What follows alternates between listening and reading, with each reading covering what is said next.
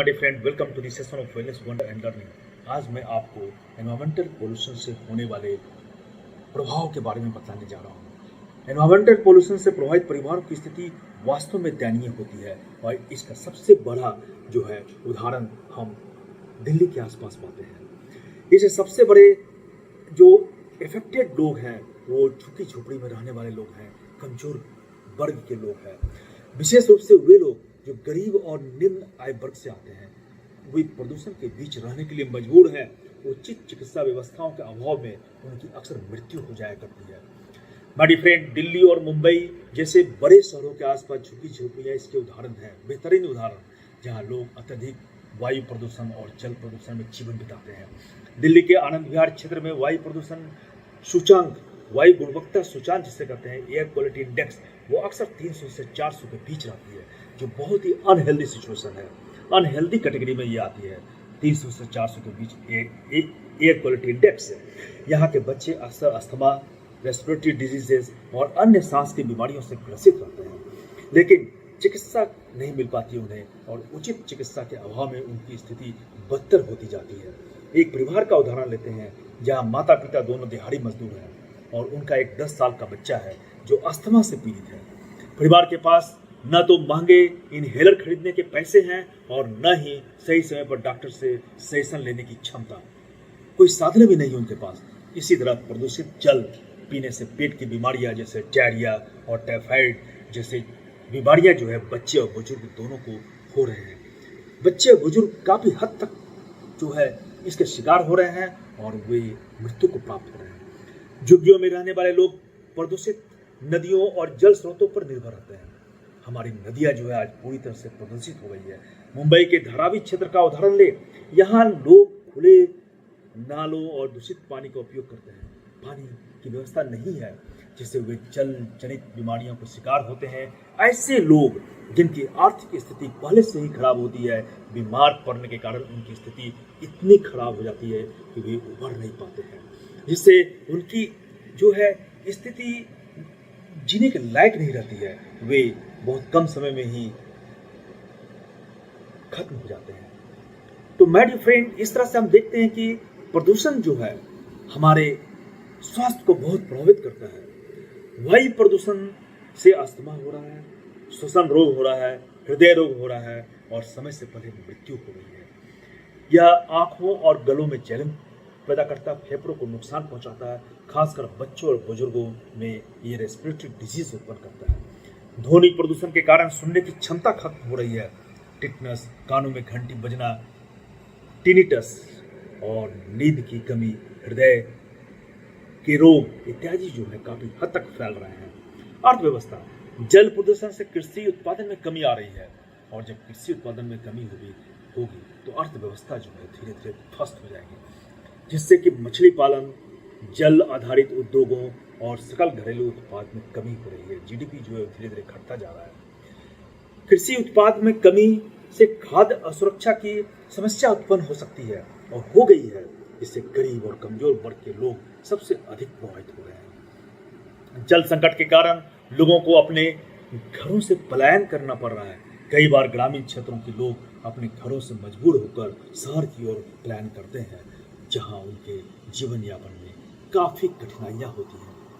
वायु प्रदूषण मिट्टी और पानी को दूषित करता है और जिसके चलते फसलें, छोटे पेड़ पौधे अक्सर मर जाते हैं और पौधों को नुकसान होता है। इससे एसिड रेन होते हैं। एसिड के साथ वर्षा जल जो आता है उसे एसिड रेन कहते हैं, जो पौधों और जल की गुणवत्ता को नुकसान पहुंचाती है। इमारतों, हमारे बिल्डिंग्स और स्मारकों को भी ये कमजोर कर देते हैं। बच्चे, महिलाएं और गरीब और कम आय वाले लोग या और जिनका स्वास्थ्य अक्सर खराब रहता है, जिनमें लो इम्यूनिटी है, इम्यूनिटी उनका स्ट्रांग नहीं है, वे लोग प्रदूषण से सबसे अधिक प्रभावित हो रहे हैं। इन वर्गों के पास प्रदूषण से बचाव और उपचार के लिए कोई साधन नहीं है। ये सीमित साधन के अभाव में ये अक्सर जो है खत्म हो जाते हैं। तो माय डियर फ्रेंड, सरकार को शहरी बस्तियों में रहने वाले लोगों के लिए बेहतर स्वच्छता और प्रदूषण मुक्त वातावरण सुनिश्चित करना आवश्यक है। सरकार इसके लिए पहल करे तो काफ़ी ये सुधर सकता है। इसमें ठोस शहरी योजनाओं की आवश्यकता है। ठोस शहरी योजनाओं मतलब कि ऐसी कॉन्क्रीट टाउनशिप, ऐसे वातावरण जिनमें प्रदूषण है उससे दूर ऐसे टाउनशिप को बसाना जहाँ की लोग सुरक्षित रह सकें, जहाँ स्वच्छ पेयजल, उचित सीवरेज प्रणाली और हरियाली हो, तभी लोग जो है सुधर सकते हैं, उनका स्वास्थ्य सुधर सकता है। ऐसे गरीब और हाशिए पर रहने वाले लोगों के लिए मुफ्त या सस्ती स्वास्थ्य सेवाएं उपलब्ध कराना काफी आवश्यक है। सभी सरकारें जो है वो दावा करती है कि हम अच्छी स्वास्थ्य सेवाएं देते हैं, परंतु आप अगर इन प्रदूषित क्षेत्रों में चले जाएं तो आप पाएंगे कि उनकी स्थिति काफी दयनीय है। किस तरह से वो दिन प्रतिदिन खत्म हो रहे हैं, उनकी बीमारियां जो है उन्हें आगे बढ़ने नहीं देती है। तो इस तरह से हमें उन क्षेत्रों में मोबाइल क्लिनिक और सामुदायिक स्वास्थ्य केंद्र स्थापित करने की काफी आवश्यकता है, ताकि प्रदूषण से होने वाली बीमारियों का समय पर इलाज हो सके। कोयले और पेट्रोलियम आधारित ईंधन के उपयोग को कम करके और सौर ऊर्जा और एयर पर आधारित विंड एनर्जी उत्पन्न होना काफी जरूरी है। इससे स्वस्थ ऊर्जा उत्पन्न होगी और इससे वायु प्रदूषण जो खत्म हो जाएगा, खासकर औद्योगिक क्षेत्रों में। सरकार और गैर सरकारी संगठनों को प्रदूषण और उसके दुष्प्रभाव के प्रति लोगों को जागरूक करने के लिए बड़े पैमाने पर अभियान चलाने की आवश्यकता है।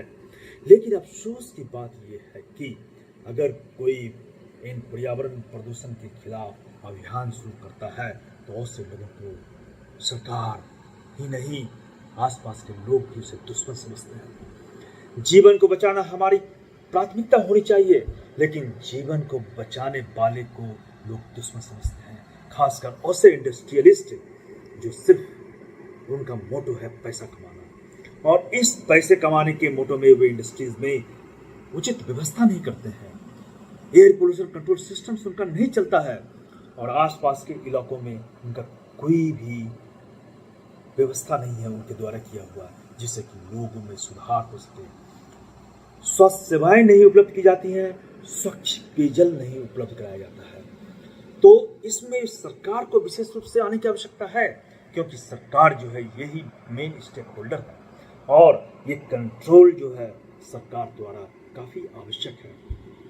जो वॉलंटियर्स हैं, जो आसपास के लोग हैं और जो एनवायरमेंटलिस्ट हैं, वो तो इसके बारे में काम कर ही रहे हैं, लेकिन एनवायरमेंटलिस्ट के द्वारा किया गया काम सही नहीं माना जा रहा है।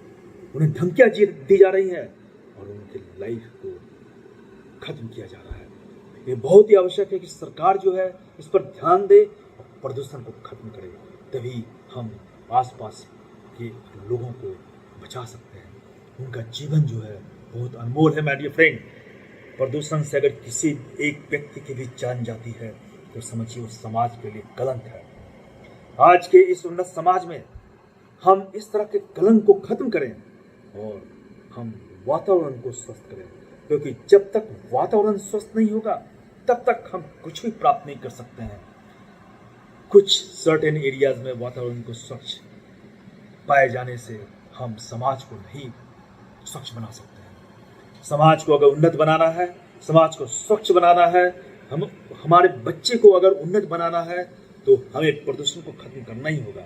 हमें क्लीन एनवायरमेंटल सिचुएशंस को लाना होगा और तभी जो है वास्तविक रूप से हमारे बच्चे, आने वाले जनरेशंस, पेड़ पौधे सभी जो है सुरक्षित रह पाएंगे। धन्यवाद।